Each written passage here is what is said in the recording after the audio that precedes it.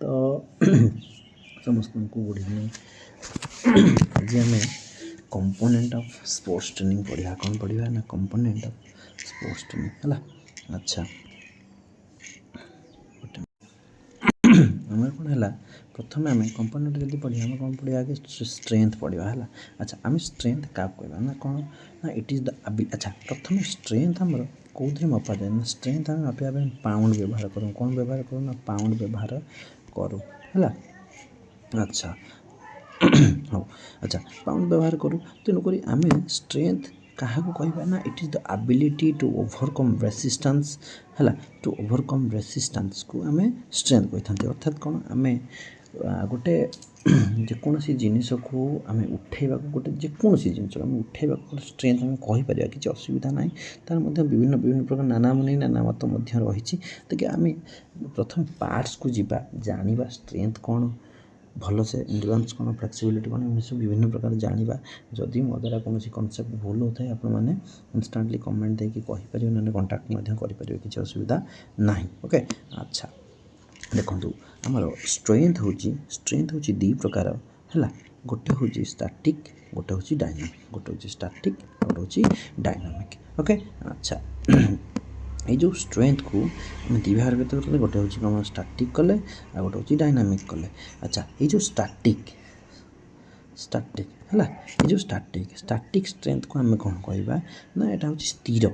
यहाँ हूँ कौन ना आपनकर स्थिर। ओके यहाँ हूँ आपनकर कौन स्थिर। ओके अच्छा स्थिर स्ट्रेंथ यहाँ को आम टिके परे पढ़ा। प्रथम आम डायनामिकटा आम पढ़ीदे। ओके अच्छा ताले आम डायनामिक क्या कहवा ना डायनामिक देख डायनामिक आम क्या कहवा ना डायनामिक हूँ अस्थिर अनस्टेबल। देख ये लिखी स्टैटिक हूँ स्थिर डायनामिक हूँ अनस्टेबल अस्थिर। अच्छा डायनामिक स्ट्रेंथ हूँ डायनामिक कौन देख स्टैटिक स्ट्रेंथ हूँ यहाँ डायनामिक हूँ ये स्ट्रेंथ यहाँ हूँ स्टैटिक यहाँ हूँ डायनामिक। ओके अच्छा स्टैटिक स्ट्रेंथ कौन गोटे स्थिर स्ट्रेंथ आपड़ से केवल केवल आप रखि था कौन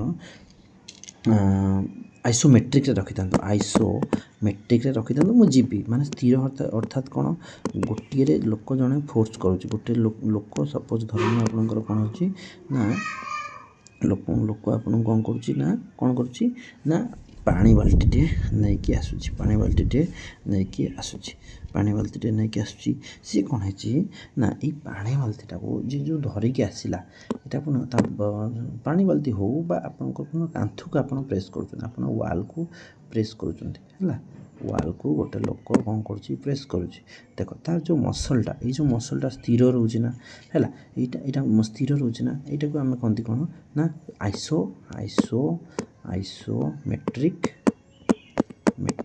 बा स्टैटिक स्ट्रेंथ आम कहीपर। ओके अच्छा हाँ तापर आम डायनामिक आसिले अच्छा डायनामिक जब आसिले डायनामिक स्ट्रेंथ हूँ तीन प्रकार। गोटे हूँ कौन ना डायनामिक स्ट्रेंथ हूँ तीन प्रकार। गोटे हूँ आपंकर मैक्सिमम स्ट्रेंथ गोटे हूँ आपंकर मैक्सिमम स्ट्रेंथ गोटे हूँ एक्सप्लोसिव स्ट्रेंथ गोटे हूँ स्ट्रेंथ एंडुरेंस गोटे हूँ मैक्सिमम स्ट्रेंथ गोटे हूँ एक्सप्लोसिव स्ट्रेंथ और गोटे हूँ स्ट्रेंथ एंडुरेंस। अच्छा मैक्सिमम स्ट्रेंथ कौन मैक्सिमम आम उदाहरण देखा मैक्सिमम स्ट्रेंथ हूँ it is the ability to overcome against sorry गोटे मिनट हाँ overcome maximum against maximum the resistance अर्थात कौन आपड़ मैक्सिमम एट ए टाइम थरे आपन जो थरे उठेले है आप केते समय पर्यंत धरिकी रही पार्टी गोटे मैक्सिमम अर्थात कौन से कौन बेंच प्रेस पावर लिफ्टिंग ये सब जिन देखो आर एग्जांपलटा मैक्सिमम स्ट्रेंथ ये नहीं देखो मैक्सिमम स्ट्रेंथ सी जड़े केते समय यहाँ धरिकी रही पारुची केते समय यहाँ धरिकी रही पारुची यहाँ कौन आम मैक्सिमम स्ट्रेंथ कहते। अच्छा देन आसला द्वितीय आपंकर आसला कौन एक्सप्लोसिव स्ट्रेंथ कौन आसला एक्सप्लोसिव स्ट्रेंथ हूँ कौन नॉर्मल बुझंतु न बुझी पारे पचारतु किसी असुविधा नहीं। एक्सप्लोसिव स्ट्रेंथ हूँ कौन स्पीड प्लस स्ट्रेंथ समान explosive strength speed plus strength समान explosive strength. Okay speed plus strength समान एक्सप्लोसिव जोटा कि आपंकर जंपिंग आउ थ्रोइंग एक्सरसाइज को आम एक्सप्लोसिव स्ट्रेंथ कहवा। स्पीड एक्सप्लोसिव स्ट्रेंथ आपंकर जाभेलिन थ्रो जीव है ଜାଭେଲିନ୍ ଯିବ ଆଉ କ'ଣ ଆପଣଙ୍କର throwing high jump long jump ସବୁ ଯେତିକି ଆପଣ ଜମ୍ପିଂ ଆଣ୍ଡ ଥ୍ରୋଇଂ ଇଭେଣ୍ଟ ଯେତିକି ଏକ୍ସପ୍ଲୋସିଭ୍ ଷ୍ଟ୍ରେନ୍ଥ ରଖିପାରିବା ଯେଉଁଟାକି ଆପଣଙ୍କର ସେଥିରେ ସ୍ପିଡ଼୍ ଥିବ ସେଥିରେ କ'ଣ ଥିବ ସ୍ପିଡ଼୍ ଥିବ ପ୍ଲସ୍ ଆପଣଙ୍କର କ'ଣ ଥିବ ନା ଷ୍ଟ୍ରେନ୍ଥ ଥିବ ଗୋଟେ ଥିବ ସ୍ପିଡ଼୍ ଥିବ ଗୋଟେ ଷ୍ଟ୍ରେନ୍ଥ ଥିବ ଦୁଇଟାକୁ ଆପଣ କହନ୍ତି କ'ଣ ଏକ୍ସପ୍ଲୋସିଭ୍ ଷ୍ଟ୍ରେନ୍ଥ। ଆଚ୍ଛା ତାହେଲେ ଆମେ ଷ୍ଟ୍ରେନ୍ଥ କାହାକୁ କହିବା ପୁଣି ମୁଁ ପଚାରିବି ଯଦି ଆପଣ ଆମେ ସିନା ଆଗେ ଷ୍ଟ୍ରେନ୍ଥଟା ବୁଝିଲେ ସିନା ଆମେ ଅଲଗା ଆଡ଼କୁ ଯିବା ତାହେଲେ ଆମେ ଷ୍ଟ୍ରେନ୍ଥ କାହାକୁ କହିବା ଷ୍ଟ୍ରେନ୍ଥ ମୁଁ ସେଠି କହିକି ଆସିଲି ସେମ୍ କଥା ଅର୍ଥାତ୍ କ'ଣ ନା ଷ୍ଟ୍ରେନ୍ଥ ହେଉଛି କ'ଣ it is the ability to overcome the resistance in strength ଅର୍ଥାତ୍ କ'ଣ ଆମେ ଗୋଟେ ଜିନିଷକୁ ଆମେ ଉଠେଇ ପାରିଲେ ଗୋଟେ ଲୋକ ଜିନିଷଟା ଆପଣ ଜଣେ ତୋ ବଡ଼ିରେ ଷ୍ଟ୍ରେନ୍ଥ ନାହିଁ ଅର୍ଥାତ୍ କ'ଣ ତୋ ବଡ଼ିରେ କ'ଣ ନାହିଁ ସ୍ଥିରତା ନାହିଁ ଅସ୍ଥିର ହୋଇଯାଉଛୁ ହେଲା କି ସେଇ ଜିନିଷଟା ସେ କହୁଛି। ଆଚ୍ଛା କଞ୍ଚା ଓଡ଼ିଆରେ ହେଉଛି ଏଇଟା ଦେଖ ଗୋଟେ ଜିନିଷ ହେଉଛି ମୁଁ ବଡ଼ିରେ ସିନା ମୁଁ ଗୋଟେ ଧରିନିଅ ବ୍ଲେଡ଼୍କୁ ଉଠେଇବି ଆପଣଙ୍କ ରୁମ୍ରେ ଗୋଟେ ବ୍ଲେଡ଼୍ ପଡ଼ିଛି ବ୍ଲେଡ଼୍ଟାକୁ ଉଠେଇବି ବ୍ଲେଡ଼୍ ପାଇଁ କିଛି ନା କିଛି ବଳ ଦରକାର ଗୋଟେ ଦୀପକୁ ଉଠେଇବି କିଛି ନା କିଛି ବଳ ଦରକାର ଗୋଟେ ଝାଡ଼ୁକୁ ଉଠେଇବି କିଛି ନା କିଛି ବଳ ହଁ ମୁଁ ଗୋଟେ ଝାଡ଼ୁକୁ ଉଠେଇବି କିଛି ନା କିଛି ବଳ ଦରକାର ସେଇଟାକୁ ଆମେ କ'ଣ କହିବା ନା ଷ୍ଟ୍ରେନ୍ଥ କହିବା ସେଇ ଝାଡ଼ୁଟାକୁ ଧରିନି ଆମେ ଗୋଟେ ଜିନିଷ କ'ଣ ସ୍ପିଡ଼୍ ସେଥିରେ ହେଉଛି କ'ଣ ସ୍ପିଡ଼୍ ରହିଲା ପ୍ଲସ୍ ରହିଲା କ'ଣ ଷ୍ଟ୍ରେନ୍ଥ ରହିଲା ହେଲା ଷ୍ଟ୍ରେନ୍ଥ ରହିଲା ଏଇ ଦୁଇଟାକୁ ଆମେ କହନ୍ତି କ'ଣ ନା ଏକ୍ସପ୍ଲୋସିଭ୍ ଯେମିତିକି ଆପଣଙ୍କର ହେଉଛି ଧରନୀୟ ଅଲ୍ ଜମ୍ପିଂ ଥ୍ରୋଇଂ ଇଭେଣ୍ଟସକୁ ଆମେ କ'ଣ କହିବା ନା ଷ୍ଟ୍ରେନ୍ଥ କହିଥାନ୍ତି ଓକେ। ଆଚ୍ଛା ତାପରେ ଆସିଲା କ'ଣ ଷ୍ଟ୍ରେନ୍ଥ ଏଣ୍ଡୁରାନ୍ସ କ'ଣ it is the ability to overcome resistance under the condition of fatigue. ଆଚ୍ଛା ଗୋଟିଏ କଥା ଆଜିଠୁ ମନେ ରଖନ୍ତୁ ଯେଉଁଠି ଏଣ୍ଡୁରାନ୍ସ ଦେଇଛି ସେଠି ଆପଣ ଫାଟିକ୍ ରହିବ ମାନେ କ'ଣ ଆଚ୍ଛା ଏଣ୍ଡୁରାନ୍ସ ଷ୍ଟ୍ରେନ୍ଥ ପ୍ଲସ୍ ଏଣ୍ଡୁରାନ୍ସ ଆମେ ବୁଝିବା ଏଣ୍ଡୁରାନ୍ସ କ'ଣ ଏଣ୍ଡୁରାନ୍ସ ହେଉଛି ଦେଖ କ୍ଳାନ୍ତ ସମୟରେ ଆପଣଙ୍କୁ କ୍ଳାନ୍ତ କେତେବେଳେ ଲାଗିବ ଥକାପଣ ସମୟରେ ଆପଣଙ୍କୁ ଯିଏ ଭିତରୁ ବଳ ଯୋଗାଏ ଭିତରୁ ଯିଏ ଶକ୍ତି ଯୋଗାଏ ତାକୁ ଆମେ ଏଣ୍ଡୁରାନ୍ସ କହିବା। ସପୋଜ୍ ଧରନୀୟ ଗୋଟେ ଲୋକ ପ୍ଲାଙ୍କ ପୋଜିସନ୍ରେ ସିଏ ରହିଛି ଓକେ ପ୍ଲାଙ୍କ ପୋଜିସନ୍ରେ ରହିଛି ହେଲା ପ୍ଲାଙ୍କ ପୋଜିସନ୍ରେ ରହିଛି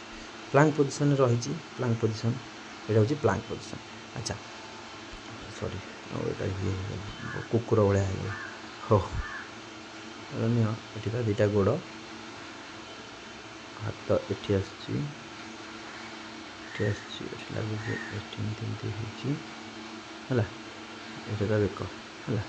ଆଚ୍ଛା ଏଇଟା ହେଉଛି ପ୍ଲାଙ୍କ ପୋଜିସନ୍ ଧରିନି ଇଆଡ଼କୁ ଅନେଇଛା ପ୍ଲାଙ୍କ ପୋଜିସନ୍ ଯେଉଁ ରହିଛି ପ୍ଲାଙ୍କ ପୋଜିସନ୍ରେ କେତେ ସମୟ ସେ ରହିପାରିବ ସେଇଟା ତାକୁ କ'ଣ ତା ଥକା ନ ଲାଗିଲା ପର୍ଯ୍ୟନ୍ତ ରହିପାରିବ ଅର୍ଥାତ୍ କ'ଣ ଆପଣଙ୍କର ଯେକୌଣସି କାର୍ଯ୍ୟକର ଅଣ୍ଡର ଦ କଣ୍ଡିସନ୍ ଅଫ୍ ଫାଟିଗ୍ସ ଆପଣ କ୍ଳାନ୍ତ ସମୟରେ ମଧ୍ୟ ଆପଣଙ୍କର ଟାସ୍କକୁ ନ କମ୍ପ୍ଲିଟ୍ ହେଲା ପର୍ଯ୍ୟନ୍ତ ଆପଣ ଥକାପଣ ଅନୁଭବ କରୁନାହାନ୍ତି ସେୟାକୁ ଆପଣ ଏଣ୍ଡୁରାନ୍ସ କହିପାରିବେ ହେଲା ଏଣ୍ଡୁରାନ୍ସ ଆପଣ ସେୟାକୁ କହିପାରିବେ କିଛି ଅସୁବିଧା ନାହିଁ ସେୟାକୁ ଆପଣ କ'ଣ କହିପାରିବେ ଏଣ୍ଡୁରାନ୍ସ କହିପାରିବେ ଓକେ। ଆଚ୍ଛା କହିପାରିବେନି ସେ କୁହନ୍ତି। ଆଚ୍ଛା ଯେମିତିକି ଆପଣଙ୍କର ସୁଇମିଂରେ ଆପଣଙ୍କର କ'ଣ ହୁଏ ସୁଇମିଂରେ ଆପଣଙ୍କର କ'ଣ ହୁଏ ସୁଇମିଂରେ ଆପଣ କିଛି ସମୟ ପହଁରି କ'ଣ କରନ୍ତି ନା ପହଁରି ଥକି ଯାଆନ୍ତି କିନ୍ତୁ ଆପଣ ଟାସ୍କ କମ୍ପ୍ଲିଟ୍ ହେଲା ପର୍ଯ୍ୟନ୍ତ ଆପଣଙ୍କର କ'ଣ ହୁଏ ନା ରୁହନ୍ତି ନାହିଁ ସେଇଟାକୁ ଆପଣ କହନ୍ତି କ'ଣ ଏଣ୍ଡୁରାନ୍ସ ଓକେ।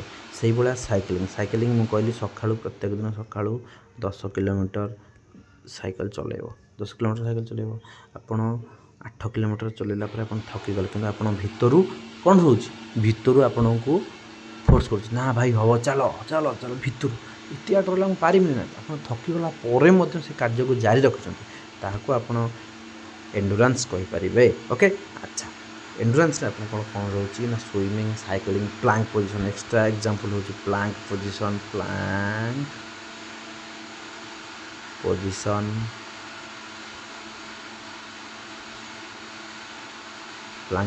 ଆପଣ କହିପାରିବେ ଆଉ ଆପଣଙ୍କର କ'ଣ ରହିବ ନା ପ୍ଲାଙ୍କ ପୋଜିସନ୍ ଆଉ ଆପଣଙ୍କର ରହିବ ସୁଇମିଂ ସାଇକେଲିଂ ରହିଲା ବହୁତ ଜିନିଷ ଅଛି। ହଁ ବକ୍ସିଂ ମଧ୍ୟ ରହିବ, ବକ୍ସିଂ ହେଇପାରିବ କିଛି ଅସୁବିଧା ନାହିଁ, ବକ୍ସିଂ ହେଇପାରିବ କିଛି ନାହିଁ, କିଛି ଅସୁବିଧା ନାହିଁ।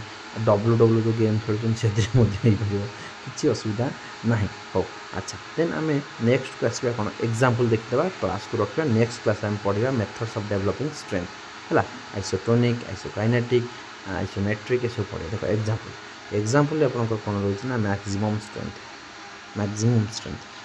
ଷ୍ଟ୍ରେନ୍ଥ ଦେଖନ୍ତୁ ମୁଁ କହିଥିଲି ହେଲା, ଗୋଟିଏ ଷ୍ଟ୍ରେନ୍ଥକୁ ସେ ସ୍ଥିର ଭାବେ ଦେଖନ୍ତୁ, ସ୍ଥିର ଭାବେ ସେ କ'ଣ କରିଛି ନା ରଖିଛି, ମସଲଟି ଫୋର୍ସ ହେଉଛି ସ୍ଥିର ଭାବେ ରଖିଛି, କିନ୍ତୁ ଆଟ୍ ଏ ଟାଇମ୍ ସ୍ଥିର ଭାବେ ରଖିନି, ଆଟ୍ ଏ ଟାଇମ୍ କ'ଣ ହେଉଛି, ଆଟ୍ ଏ ଟାଇମ୍ ଗୋଟେ ଜାଗାରୁ ଫୋର୍ସ କରୁଛି, ନା କି ଟିକେ ଉଠେଇଲା ନା, ଏକାଥରେ ଧଇଲା ଉଠେଇଲା, ଏଇଟାକୁ କ'ଣ କୁହନ୍ତି, କ'ଣ ମ୍ୟାକ୍ସିମମ୍ ଷ୍ଟ୍ରେନ୍ଥ।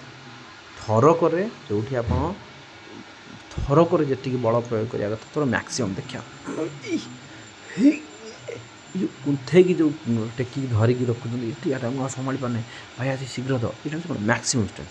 ଆଉ ଟେକି ପାରୁନି, ଏତେ ବଡ଼ ତ ଗଡ଼ରେଜ୍ ଟେକି ଧରିଛି, ଆଉ ଟେକି ପାରୁନି, ଏଇଟା ହେଉଛି କ'ଣ ଆପଣଙ୍କର ମ୍ୟାକ୍ସିମମ୍ ଷ୍ଟ୍ରେନ୍ଥ। ଏକ୍ସପ୍ଲୋସିଭ୍ ଷ୍ଟ୍ରେନ୍ଥ କ'ଣ, explosive strength all jumping event କ'ଣ ଏକ୍ସପ୍ଲୋସିଭ୍ ଷ୍ଟ୍ରେନ୍ଥ କ'ଣ, ଅଲ୍ ଜମ୍ପିଂ ଇଭେଣ୍ଟକୁ ଆପଣ explosive strength, all jumping throwing ଇଭେଣ୍ଟକୁ ଆମେ କ'ଣ କହିବା ନା ଏକ୍ସପ୍ଲୋସିଭ୍ ଷ୍ଟ୍ରେନ୍ଥ। ଏଟା ହେଉଛି ଗୋଟେ କ'ଣ ବେଞ୍ଚ ଜମ୍ପ କରୁଛି, ଏଟାକୁ ଆମେ ଏକ୍ସପ୍ଲୋସିଭ୍ ଷ୍ଟ୍ରେନ୍ଥ କହିବା।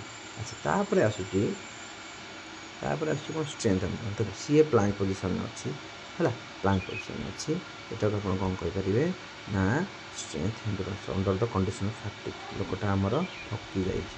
ଓକେ, ଏଥିମଧ୍ୟରେ ଆମର ଆଜି ମାତ୍ର ଅଳ୍ପର ଗୋଟେ କ୍ଲାସ୍ ଥିଲା, ସେଥିପାଇଁ ମନ ଦୁଃଖ, ମୁଁ କାହିଁକିନା ପିପିଟି କରିକି କ୍ଲାସ୍ କଲାବେଳକୁ ଟିକେ ସମୟ ମୋତେ ଲାଗୁଛି। ଆଉ କାହାର କିଛି ଯଦି କନସେପ୍ଟ କିଛି ମୁଁ ଯଦି ଭୁଲ କହୁଥିବି, ଆପଣମାନେ ମେସେଜ୍ କରିକି କଲ୍ କରିକି ପଚାରିପାରିବେ, କିଛି ଅସୁବିଧା ନାହିଁ। ଆଉ ଥ୍ୟାଙ୍କ ୟୁ ସମସ୍ତଙ୍କୁ।